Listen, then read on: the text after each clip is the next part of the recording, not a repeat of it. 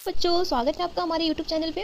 आज हम डिस्कस करने वाले हैं क्लास 10 साइंस बोर्ड एग्जाम का सेट 2 का कंप्लीट आंसर की। बिल्कुल स्टेप बाय स्टेप हम समझेंगे, तो आप लोग अपने अपने क्वेश्चन पेपर से आंसर की जरूर मिला लेना और मुझे बताना कमेंट बॉक्स में कितना आपके ऑब्जेक्टिव सही हुए। पहले हम इस वीडियो में ऑब्जेक्टिव का क्वेश्चन कर लेंगे सारे सेक्शन का, बायो, फिजिक्स और केमिस्ट्री का। उसके बाद हम लोग लॉन्ग वीडियो लेकर आएंगे जिसमें हम लोग डिस्कस करेंगे सब्जेक्टिव क्वेश्चन को। तो चलो हम लोग स्टार्ट करते हैं क्वेश्चन नंबर 1 से। जो हम लोग क्वेश्चन को देखते हैं और सेक्शन ए का ये पहले है, तो बायोलॉजी का क्वेश्चन हम लोग पहले करेंगे। आप लोग अपने अपने मैच कर लेना क्वेश्चन से आंसर की कितने सही हुए कितने गलत हुए। तो चलो स्टार्ट करते हैं। If the part P of the flower is removed which of the following process will not take place. बच्चों यहाँ बोल रहा है कि अगर फ्लावर का पार्ट पी हटा दिया जाए तो कौन सा प्रोसेस नहीं होगा। तो पहले हम लोग ये डायग्राम देखो। इसमें डायग्राम में जो पी मार्क किया गया है वो फ्लावर का ओवरी पार्ट है। ओवरी के अंदर ओवरीज होते हैं, तो आपको पता होगा फर्टिलाइजेशन के बाद ओवरी ही फ्रूट्स में चेंज होती है। अगर ओवरी नहीं होगी तो फ्रूट्स बन ही नहीं सकता। तो आप लोगों ने इसका आंसर अगर सी में मारा है तो फॉर्मेशन ऑफ फ्रूट्स तो बिल्कुल सही हो जाएंगे। ऑप्शन नंबर इसका सी हो जाएगा। क्वेश्चन नंबर 2 देखो। Given below are some of the statements regarding our environment. तो हम लोग पहले इसका ना देखो, इसका ऑप्शन 1 देखते हैं। Change in our lifestyle have a result is greater amount of waste material. Lifestyle change ज़्यादा वेस्ट, इन्वायरमेंट को नुकसान। और दूसरा देखो, change in attitude have result in use of more disposal things. तो disposal चीज़ें जो pollution आपको पता होगा। और थर्ड में क्या है, नॉन बायोडिग्रेडेबल वेस्ट, ये भी पॉल्यूशन। तो हमारा ये तीनों तो होने से नहीं रहा, क्योंकि यहाँ देखो क्या पूछ रहा है, which amongst these is not leading to any damage of environment. तो ऑर्गेनिक फार्मिंग हो जाएगा बच्चों, इसका आंसर ऑर्गेनिक फार्मिंग हो जाएगा। ऑप्शन नंबर इसका बी हो जाएगा, यानी 4 इसका आंसर हो जाएगा। बच्चों पहले 3 जो हम लोग स्टेटमेंट्स देखे हैं डायरेक्टली जो इन्वायरमेंट को डायरेक्ट नुकसान पहुंचाता है, यानी जो हम लोग जो फर्स्ट सेकंड और थर्ड को देखे हैं वो डायरेक्टली इन्वायरमेंट को नुकसान पहुंचाता है। लेकिन जो ऑर्गेनिक फार्मिंग इन्वायरमेंट फ्रेंडली होती है, इसलिए हमारा आंसर क्या हो जाएगा, जिस अकॉर्डिंग हमारा क्वेश्चन था, तो हमारा आंसर इसमें 4 हो जाएगा, यानी ऑर्गेनिक फार्मिंग। ऑप्शन नंबर 3 देखो बच्चों। Following are the statements about the different part of the brain, select the correct statement. देखो यहाँ पे ना ब्रेन के अलग अलग पार्ट्स के बारे में सही स्टेटमेंट को हम लोग को चुनना है, ठीक है। तो हम लोग पहले स्टेटमेंट को कवर करते हैं। फर्स्ट देखो, the thinking part of the brain is forebrain. तो thinking part of the brain forebrain बिल्कुल सही है। फोरब्रेन ही सोचना, समझना, डिसीजन लेना, कंट्रोल करता है। तो ये तो सही हो जाएगा ऑप्शन नंबर बी देखो। Centres of smell, hearing, memory sight और are located the in forebrain. Smell, hearing, memory sight के सेंटर्स फोरब्रेन में ही होते हैं, तो ये भी बिल्कुल सही हो जाएगा बच्चों। ये सब सेंसोरी और मेमोरी सेंटर्स फोरब्रेन में ही होते हैं, तो सेकंड वाले जो ऑप्शन है वो भी सही हो जाएंगे। और हम लोग थर्ड देखो, salivation, vomiting, blood pressure are controlled by medulla in the hind brain. तो salivation, vomiting, blood pressure medulla control करता है, बिल्कुल सही है। मेडुला हिंड ब्रेन का पार्ट है और इनवॉलंटरी एक्शन कंट्रोल करता है, तो ये भी सही हो गया। गलत ऑप्शन नंबर 4 हो जाएगा। तो देखो हमारे ऑप्शन में कहाँ पे ऐसे हैं जो 1 2 3, तो ऑप्शन यहाँ हमारा मिल गया, यहाँ पे ए ही मिल गया, तो 3 का ए ऑप्शन नंबर सही हो जाएगा। 1 2 3 इसमें तीनों सही है। क्वेश्चन नंबर अब हम लोग आगे बढ़ते हैं, 4 को देखते हैं। क्वेश्चन नंबर 4 देखो बच्चों, आप लोग पढ़ लेना क्वेश्चन, मैं बस इसका आंसर बता दे रही हूँ क्योंकि बहुत लॉन्ग ही है। तो इसका आंसर हो जाएगा ऑप्शन नंबर सी हो जाएगा। 2 और 4 दोनों हो जाएगा। 4 का ऑप्शन नंबर सी हो जाएगा, 2 और 4। क्वेश्चन नंबर 5 देखते हैं। In human beings the oxygen rich blood is pumped out to the body by. Oxygen rich blood body में कौन पंप करता है, ये पूछ रहा है। तो बच्चों देखो, लेफ्ट वेंट्रिकल जब कंट्रोल करता है तब ऑक्सीजन रिच ब्लड पूरे बॉडी में पंप होता है। तो इसका करेक्ट आंसर क्या हो जाएगा बच्चों, आंसर हो जाएगा ऑप्शन नंबर डी हो जाएगा, contraction of left ventricle. Option number इसका डी करेक्ट हो जाएगा। बच्चों हम लोग देखते हैं क्वेश्चन नंबर 6 को। In terms of various trophic levels of a food chain which of the following organism belong to same level. बच्चों फूड चैन के सेम ट्रॉपिक लेवल पर कौन से ऑर्गेनिज्म आते हैं। तो सेम ट्रॉपिक लेवल का मतलब होता है सेम टाइप का फूड बनाना या सेम रोल। तो ग्रास और ट्री दोनों प्रोड्यूसर हैं, तो इसका आंसर बच्चों हो जाएगा बी हो जाएगा, ग्रास और ट्री हो जाएगा। ऑप्शन नंबर इसका बी हो जाएगा, grass and tree. Question number 7 देखो। Opening of stomata is regulated by. Stomata का ओपनिंग किससे कंट्रोल होता है, पूछ रहा है बच्चों।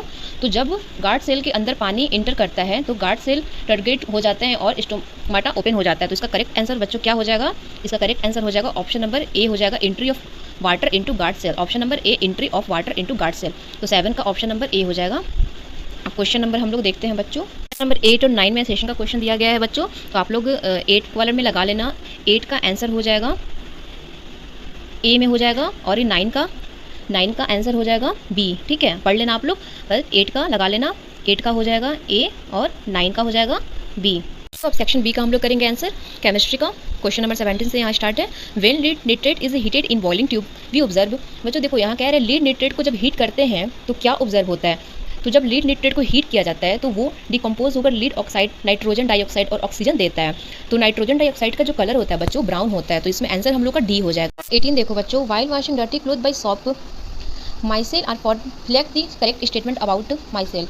बच्चों सॉप से कपड़े धोते वक्त माई सेल बनते हैं, ठीक है। माई सेल्स के बारे में सही स्टेटमेंट को यहाँ पे सिलेक्ट करने के लिए कह रहा है। तो जो सॉप मॉलिक्यूल के दो एंड्स होता है, आपको पता होगा। एक होता है हाइड्रोफोबिक टेल जो पानी से दूर भागता है, और दूसरे होते हैं हाइड्रोफिलिक हेड जो पानी को पसंद करते हैं। तो माइकल में हाइड्रोफोबिक टेल अंदर की तरफ होती है जहाँ डट होती है, और हाइड्रोफिलिक एंड बाहर की तरफ पानी में होता है। तो बच्चों इसका correct answer option number A हो जाएगा, ठीक है। हाइड्रोफोबिक टेल इंटीरियर ऑफ में होता है और हाइड्रोफोबिक एंड सरफेस ऑफ होता है। तो ऑप्शन नंबर इसका ए हो जाएगा करेक्ट 18 का। बच्चों 18 क्वेश्चन नंबर हम लोग यहाँ पे 19 देखते हैं। एक रिएक्शन दिया गया यहाँ पे, ठीक है। तो ये रिएक्शन एनर्जी रिलीज करता है जिससे एक्सप्रेशन में होता है। जिस रिएक्शन में हीट निकलती है उसी में एक्सोथर्मिक रिएक्शन कहते हैं। तो इसका आंसर हो जाएगा ऑप्शन नंबर बच्चों इसमें सी हो जाएगा, exothermic reaction, option number C. Question number 20 देखो बच्चों, an aqueous solution turn red litmus blue excess addition of the which of the following solution would result to change. Aqueous solution red litmus को blue बना देता है, और access में कौन सी solution डालने से चेंज रिजर्व होगा, ये पूछ रहा है क्वेश्चन। तो बच्चों रेड लिटमस का ब्लू होना बताता है कि सॉल्यूशन बेसिक है, और बेसिक सॉल्यूशन की न्यूट्रल या एसिड बनाने के लिए तो एसिड ऐड करना पड़ेगा। तो करेक्ट आंसर बच्चों क्या हो जाएगा, ऑप्शन नंबर हमारा बी हो जाएगा, hydrochloric acid, option number B हो जाएगा। क्वेश्चन नंबर 21 देखो, which one of the following metal neither react और cold water not react with hot water but react with steam. बच्चों कौन से मेटल ना कोल्ड वाटर से रिएक्ट करता है और ना ही हॉट वाटर से, लेकिन स्टीम से रिएक्ट करता है।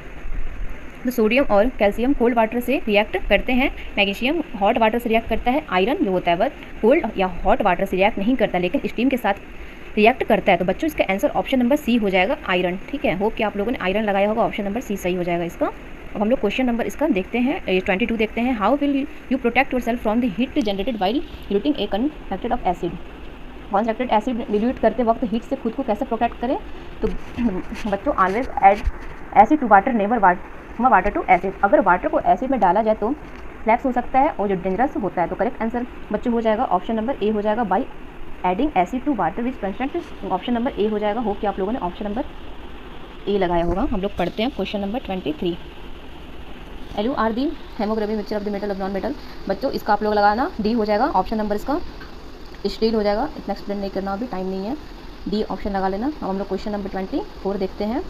ये भी सेशन का क्वेश्चन है बच्चों। क्वेश्चन नंबर 24 देखो, the question statement the pure होता है। इसमें बच्चों देखो इसका ना रीज़न भी और एसेशन भी और रीज़न दोनों ही करेक्ट हो जाएगा। तो इसका आंसर बच्चों ऑप्शन नंबर ए हो जाएगा, ठीक है। 24 का ऑप्शन नंबर ए हो जाएगा, लगा लेना तुम लोग। अब हम लोग आगे बढ़ते हैं, ठीक है। ये सब मैं बताऊंगी लॉन्ग वीडियो में जब आऊँगी तो सॉल्यूशन में। अब हम लोग इसमें फिजिक्स का करते हैं पहले, ठीक है। फिजिक्स का हम लोग करते हैं सेक्शन सी का, और ये ऑब्जेक्टिव का पहले हम लोग लगा लेते हैं, उसके बाद हम लोग सब्जेक्टिव को देखेंगे। क्वेश्चन नंबर 30 देखो, 30 का आंसर आप लोगों ने क्या लगाया बच्चों। इसका आंसर ऑप्शन नंबर सी हो जाएगा, प्रेस बा यूफिया, ऑप्शन नंबर सी हो जाएगा। क्वेश्चन नंबर हम लोग 31 देखते हैं। The pair of eye part of responsible of admitting of different amount of the light in to the eyes in. तो इसमें बच्चों आप लोगों ने क्या लगाया है, इसका correct answer option number A हो जाएगा, ठीक है। आयरिस और प्यूपिल, ऑप्शन नंबर ए हो जाएगा। क्वेश्चन हम लोग 20, इसमें क्या है 31 हो गया। 32 हम लोग देखते हैं, इसमें भी एसेशन से क्वेश्चन आया हुआ है। तो बच्चों इसका जो रीज़न है, ठीक है, हम लोग इसका पहले एसेशन पढ़ते हैं, उसके बाद रीज़न देखेंगे हम लोग। तो weak of the magnetic field in the line of the traded of ना बच्चों इसका हम लोग एसेशन भी सही है और इसका रीज़न भी compare needle to north of polar band के साउथ ऑफ पोलर के तरफ अट्रैक्ट होता है। ऑप्शन रीज़न इसका भी सही है।